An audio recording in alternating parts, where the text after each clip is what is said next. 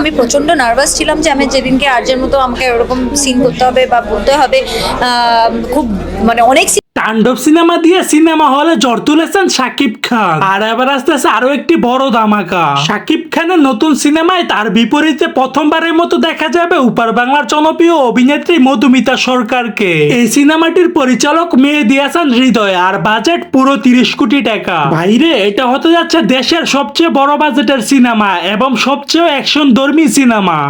শুধু তুফানের মতো চেহারা থাকলেই তুফান হওয়া যায় না, তুফান হতে অ্যাটিটিউড লাগে, চোখের দৃষ্টি লাগে। অভিনেত্রী মধুমিতা সরকার বলেন, আমি কখনো কল্পনাও করিনি শাকিব খানের বিপরীতে কাজ করব।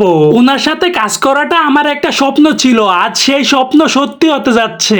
এবং তিনি আরো বলেন যে শাকিব খান একজন সুপারস্টার হয়েও এত নম্র এবং ভদ্র হতে পারে সেটা আমি আগে কখনো ভাবিনি। ওনার সঙ্গে কাজ করাটা একটা বড় অভিজ্ঞতা। এখনো সিনেমাটির নাম প্রকাশ হয়নি, কিন্তু অতি তাড়াতাড়ি প্রকাশ হতে যাচ্ছে।